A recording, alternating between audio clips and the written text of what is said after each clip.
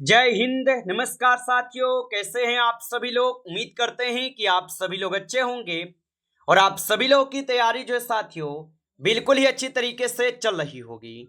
तो साथियों, आज की इस क्लास में हम सभी लोग जो है झारखंड एनम प्रवेश परीक्षा 2026 के लिए जो है टॉप ऐसे इंपोर्टेड और चुनिंदे प्रश्नों को देखेंगे जो कि साथियों आपके 23 अगस्त के एग्जाम के लिए जो है काफी ही इंपोर्टेंट है। तो आप जो इस क्लास को बिल्कुल अच्छी तरीके से लास्ट तक देखिएगा और इस क्लास में दिए जाने वाले इन सभी क्वेश्चनों को आप अच्छी तरीके से जरूर याद कर लीजिएगा, जिससे कि आप अपने एग्जाम में सभी क्वेश्चन को आसानी तरीके से बना पाएंगे। तो चलिए क्लास को स्टार्ट करते हैं और देखिएगा क्वेश्चन जो है क्या पूछे गए। साथियों, यहाँ पे पहला क्वेश्चन है कि झारखंड राज्य का गठन जो है ये किस तिथि को हुआ था। चलिए बताइए। ये सभी क्वेश्चन काफी इंपोर्टेंट और एनालाइज किए गए क्वेश्चन है जो कि आपके 23 अगस्त के एग्जाम में 100% आपको ये सभी क्वेश्चन आपको पूछे जाएंगे। तो आप अच्छे से इन सभी क्वेश्चनों को याद कर लीजिएगा और बताएंगे आप यहाँ पे कि झारखंड राज्य का गठन किस तिथि को हुआ था। तो इनका गठन होते हैं 15 नवंबर 2000 ईस्वी को। ऑप्शन ए जो है यहाँ पे सही जवाब होगा, याद रखिएगा। चलिए अगला प्रश्न यहाँ पे है कि झारखंड की राजधानी जो है ना कौन सी है। चलिए बताइए। तो झारखंड की जो राजधानी होगा ये आप सभी लोग का रांची हो जाएगा। ऑप्शन यहाँ पे बी सही जवाब है, रांची होगा। चलिए अगला प्रश्न यहाँ पे देखेंगे, झारखंड का सबसे बड़ा शहर जनसंख्या की दृष्टि से कौन सा है। चलिए बताइए। तो झारखंड का सबसे बड़ा शहर जनसंख्या की दृष्टि से कौन है। तो यहाँ पे आपके जमशेदपुर हो जाएगा। ऑप्शन आपका सी सही जवाब है। चलिए अगला प्रश्न यहाँ पे देखेंगे आप, और यहाँ पे प्रश्न क्या पूछा है कि झारखंड का राज्य जो है पशु कौन सा है। तो झारखंड का राज्य पशु जो है यहाँ पे आपके हाथी हो जाएगा। ऑप्शन ए को सही जवाब करेंगे। चलिए अगला प्रश्न यहाँ पे देखेंगे आप, और प्रश्न पूछा है कि झारखंड का राज्य जो है पक्षी कौन सा है। तो झारखंड का राज्य पक्षी कौन हो जाएगा। तो झारखंड का राज्य पक्षी जो है यहाँ पे कोयल होता है। ऑप्शन यहाँ पे आप जो है बी करेंगे, सही जवाब कोयल हो जाएंगे। चलिए अगला प्रश्न यहाँ पे देखेंगे कि झारखंड का राज्य जो है वृक्ष कौन सा है। मेरे भाई, ये जो भी क्वेश्चन आपको हम दे रहे हैं बस आप इस क्वेश्चनों को याद करके जाइए। यदि आप लोग इस बार एक सीट पक्की करना चाहते हैं मेरे भाई, तो इन क्लास को आप मिस मत करना और इन सभी प्रश्नों को याद करके जाइएगा। और झारखंड का राज्य वृक्ष कौन सा होगा। तो यहाँ पे आप सही जवाब जो है ऑप्शन सी लगा देंगे, साल को। ऑप्शन सी सही जवाब है। चलिए अगला प्रश्न यहाँ पे है कि झारखंड का जो है राज्य पुष्प कौन सा है। तो झारखंड का राज्य पुष्प कौन सा हो जाएगा। तो पलाश जो है ये झारखंड का राज्य पुष्प है। ऑप्शन बी सही जवाब है। चलिए अगला प्रश्न देखेंगे, और प्रश्न आपसे क्या पूछे गए, बिरसा मुंडा का जन्म किस जिले के उल्लीहातू गांव में हुआ था। तो बिरसा मुंडा का जन्म किस जिले के उल्लीहातू गांव में हुआ था। तो इसका जन्म होते हैं आपके खूंटी में। ऑप्शन आपका जो है बी सही जवाब है, खूंटी में होगा। चलिए अगला प्रश्न यहाँ पे देखेंगे कि बिरसा मुंडा के आंदोलन को सामान्यतः किस नाम से जो है जाना जाता है। तो बिरसा मुंडा के आंदोलन को सामान्यतः किस नाम से जानते हैं। तो इन्हें जानते हैं उलगुलान के नाम से। ऑप्शन यहाँ पे जो ए सही जवाब है, उलगुलान के नाम से। चलिए अगला प्रश्न यहाँ पे देखेंगे। प्रश्न है कि संथाल विद्रोह के प्रमुख नेताओं में कौन शामिल थे। तो संथाल विद्रोह के प्रमुख नेताओं में कौन शामिल थे। तो इसमें आप सभी लोग का सिंधु और कान्हू जो है ये शामिल हो जाएगा। ऑप्शन ए सही जवाब है। चलिए अगला प्रश्न यहाँ पे देखेंगे आप, और यहाँ पे प्रश्न है आपसे कि झारखंड का प्रसिद्ध वैद्यनाथ धाम किस जिले में स्थित है। तो झारखंड का प्रसिद्ध वैद्यनाथ धाम किस जिले में स्थित है। तो ये स्थित है आपके देवघर में।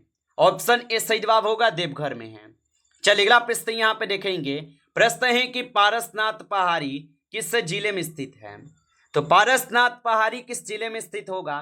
तो पारसनाथ पहाड़ी जो है ये गिरिडीह में जो है स्थित हो जाएगा। ऑप्शन यहाँ पे जो 20 सही जवाब होगा। चलिए अगला प्रश्न यहाँ पे देखेंगे आप, और प्रश्न है आपसे कि झारखंड की सबसे ऊंची चोटी कौन सी है। तो झारखंड की सबसे ऊंची चोटी कौन सी होगा। तो झारखंड की सबसे ऊंची चोटी पारसनाथ ही होगा। ऑप्शन यहाँ पे आपका 20 सही जवाब है। चलिए अगला प्रश्न यहाँ पे देखेंगे आप, और प्रश्न है आपसे कि दामोदर नदी को किस नाम से भी जो है जाना जाता है। चलिए बताइए। तो दामोदर नदी को किस नाम से भी जाना जाता है। तो इसे जानते हैं बंगाल के शोक के नाम से। ऑप्शन यहाँ पे आपका जो है 20 सही जवाब है, बंगाल के शोक के नाम से जानते हैं। चलिए अगला प्रश्न यहाँ पे देखेंगे आप, और प्रश्न है आपसे कि झारखंड का कौन सा क्षेत्र खनिज संपदा के लिए जो है प्रसिद्ध है।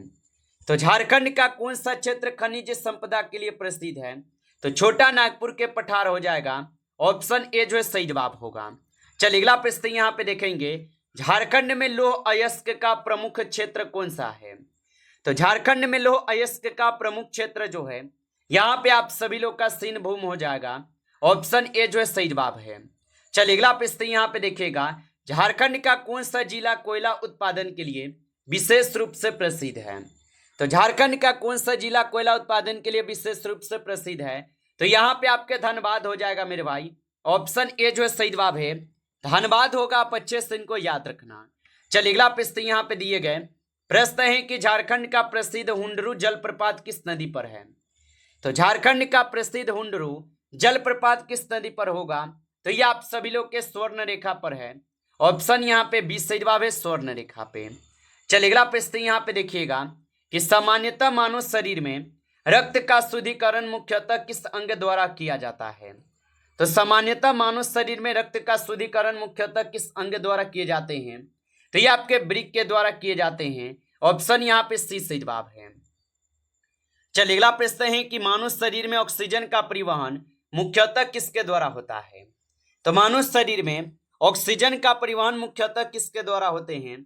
तो ये आपके हीमोग्लोबिन के द्वारा होते हैं, ऑप्शन यहाँ पे आपका जो है 20 सही जवाब होगा, हीमोग्लोबिन। चलिए अगला प्रश्न यहाँ पे देखेंगे आप कि रक्त का थक्का जमाने में किसकी जो है प्रमुख भूमिका होती है? तो रक्त का थक्का जमाने में किसकी जो है प्रमुख भूमिका होती है? तो इसमें आपके प्लेटनेस की प्रमुख भूमिका होती है, ऑप्शन यहाँ पे आपका जो है ना सी सही जवाब है।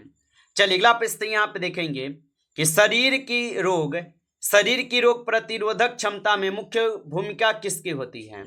तो शरीर की रोग प्रतिरोधक क्षमता में मुख्य भूमिका किसकी होती है? तो इसमें श्वेत रक्त कणिकाएं होते हैं, ऑप्शन यहाँ पे आपका जो है 20 सही जवाब होगा, याद रखेंगे। चलिए अगला प्रश्न यहाँ पे दिए गए, और यहाँ पे प्रश्न है कि विटामिन सी की कमी से कौन सा रोग होता है? तो विटामिन सी की कमी से स्कर्वी रोग होते हैं, ऑप्शन यहाँ पे आपका 20 सही जवाब है, स्कर्वी रोग। चलिए अगला प्रश्न यहाँ पे देखेंगे, विटामिन डी की कमी से बच्चों में जो है कौन सा रोग हो सकता है? तो विटामिन डी की कमी से बच्चों में कौन सा रोग हो सकता है? तो इनमें आपके रिकेट्स रोग हो सकते हैं, ऑप्शन आपका जो है 20 सही जवाब होगा। चलिए अगला प्रश्न यहाँ पे देखेंगे 25 कि आयोडीन की कमी से जो है सामान्यतः कौन सा रोग होता है? तो आयोडीन की कमी से सामान्यतः आपके घेंघा रोग होते हैं, ऑप्शन ए सही जवाब है, घेंघा रोग होते हैं। चलिए अगला प्रश्न यहाँ पे दिए गए कि मलेरिया रोग जो है यह किस परजीवी के कारण होता है? तो मलेरिया रोग किस परजीवी के कारण होते हैं? तो मलेरिया रोग होते हैं आपके प्लाज्मोडियम के कारण, ऑप्शन ए जो है सही जवाब है, प्लाज्मोडियम के कारण। चलिए अगला प्रश्न यहाँ पे दिए गए कि मलेरिया का जो है प्रमुख वाहक कौन है? तो मलेरिया का प्रमुख वाहक कौन होगा मेरे भाई? तो मलेरिया का प्रमुख वाहक होता है आपके मादा एनफिलीज मच्छर, ऑप्शन यहाँ पे आपका जो है ना 20 सही जवाब दिए गए, आप अच्छे से इनको याद रख लेंगे। चलिए अगला प्रश्न यहाँ पे देखेंगे 28 कि क्षय रोग मुख्यतः जो ये किस अंग को प्रभावित करता है? तो क्षय रोग जो है ये मुख्यतः किस अंग को प्रभावित करते हैं? तो ये आपके फेफड़े को प्रभावित करते हैं, ऑप्शन आपका 20 सही जवाब होगा। चलिए अगला प्रश्न यहाँ पे देखेंगे, क्वेश्चन है कि मानव शरीर का सामान्य तापमान लगभग जो है कितना माना जाता है? तो मानव शरीर का सामान्य तापमान जो है लगभग माने जाते हैं आपके 37 डिग्री सेल्सियस, ऑप्शन यहाँ पे आपका जो है ना 20 सही जवाब है, 37 डिग्री सेल्सियस। चलिए अगला प्रश्न यहाँ पे देखेंगे आप, क्वेश्चन है आपसे कि इंसुलिन हार्मोन का स्राव किस अंग से होता है? तो इंसुलिन हार्मोन का जो स्राव है ये किस अंग से होते हैं? तो ये होते हैं आप सभी लोग के अग्नाशय से, ऑप्शन यहाँ पे आपका जो 20 सही जवाब है, अग्नाशय से होता है। चलिए अगला प्रश्न यहाँ पे देखेंगे, मानव शरीर में पाचन की प्रक्रिया मुख्यतः कहाँ पर पूरी होती है? तो मानव शरीर में पाचन की प्रक्रिया मुख्यतः कहाँ पर पूरी होती है? तो ये आपके होते हैं छोटी आंत में, ऑप्शन यहाँ पे आप सभी लोग का जो है 20 सही जवाब है, छोटी आंत में। चलिए अगला प्रश्न यहाँ पे दिएंगे, क्वेश्चन है कि पौधों में प्रकाश संश्लेषण के लिए मुख्य रूप से किस गैस की आवश्यकता होती है? तो पौधों में प्रकाश संश्लेषण के लिए मुख्य रूप से किस गैस की आवश्यकता होती है? तो इसमें आपके कार्बन डाइऑक्साइड की आवश्यकता होती है, ऑप्शन यहाँ पे जो है सी सही जवाब है, कार्बन डाइऑक्साइड की आवश्यकता होती है। चलिए अगला प्रश्न यहाँ पे देखेंगे, प्रकाश संश्लेषण में पौधों का हरा रंग किस वर्णक के कारण होता है? तो प्रकाश संश्लेषण में पौधों का हरा रंग किस वर्णक के कारण होते हैं? तो ये होते हैं आपके क्लोरोफिल के कारण। ऑप्शन यहाँ पे आपका जो है 20 सही जवाब है। चलिए अगला प्रश्न यहाँ पे देखेंगे आप कि विद्युत धारा की एसआई इकाई जो है क्या है? तो विद्युत धारा की एसआई इकाई जो है क्या होगा? तो विद्युत धारा की एसआई इकाई जो है एम्पियर होगा। ऑप्शन यहाँ पे सी सही जवाब है। चलिए अगला प्रश्न यहाँ पे है, और यहाँ पे प्रश्न है कि विद्युत प्रतिरोध की एसआई इकाई क्या है? तो विद्युत प्रतिरोध की एसआई इकाई ओम हो जाएगा। ऑप्शन यहाँ पे आपका जो है 20 सही जवाब है, ओम होगा। चलिए अगला प्रश्न यहाँ पे देखेंगे आप, और प्रश्न है कि जल का रासायनिक जो है सूत्र क्या है? तो जल का रासायनिक सूत्र होता है H2O। ऑप्शन यहाँ पे आपका 20 सही जवाब है, H2O होता है। चलिए अगला प्रश्न यहाँ पे दिए गए कि शुद्ध जल का pH मान जो है लगभग कितना होता है? चलिए बताइए। तो शुद्ध जल का pH मान जो है लगभग 7 होते हैं। ऑप्शन यहाँ पे सी सही जवाब है, 7 होते हैं। चलिए अगला प्रश्न यहाँ पे दिए गए, और प्रश्न है कि मानव शरीर में सबसे बड़ी ग्रंथि कौन सी है? तो मानव शरीर में सबसे बड़ी ग्रंथि जो है यकृत हो जाएगा। ऑप्शन यहाँ पे सी सही जवाब है, यकृत है। चलिए अगला प्रश्न यहाँ पे देखेंगे 39, मानव शरीर में रक्त को पंप करने वाला अंग कौन सा है? तो मानव शरीर में रक्त को पंप करने वाला अंग जो है हृदय हो जाएगा। ऑप्शन यहाँ पे 20 सही जवाब है, हृदय होगा। चलिए अगला प्रश्न यहाँ पे देखेंगे 40 नंबर कि डीएनए का जो है ना पूरा नाम क्या है? चलिए बताइए। तो डीएनए का पूरा नाम क्या हो जाएगा? तो डीएनए का पूरा नाम होता है डीऑक्सीराइबो न्यूक्लिक एसिड। ऑप्शन यहाँ पे आपका जो है 20 सही जवाब दिए गए, डीऑक्सीराइबो न्यूक्लिक एसिड हो जाएगा। नमस्कार साथियों, इस क्लास में जो है आपके टॉप 40 क्वेश्चन थे जो काफी इंपोर्टेंट और चुनिंदे क्वेश्चन थे। ये सारे क्वेश्चन साथियों, यदि आपको क्लास अच्छा लगा हो तो इस क्लास को एक बार आप लाइक कर लीजिएगा, और नए हैं आप इस चैनल पे तो चैनल को भी सब्सक्राइब करके और नोटिफिकेशन को ऑल पे दबा के जुड़ जाइए, जिससे कि जब भी कोई नई क्लास हो सबसे पहले क्लास का नोटिफिकेशन जो है आपके पास पहुंच सके। तो चैनल को सब्सक्राइब कर लीजिएगा। और मेरे भाई आप लोग जो है ना एक बार कमेंट कीजिए कि आप लोग को कौन से टॉपिक पे क्लास चाहिए, और आप सभी लोग को बताना है कमेंट करके। और इस क्लास को आपको उन दोस्तों के पास शेयर करना है जिनको इस क्लास के साथियों जरूरत हो।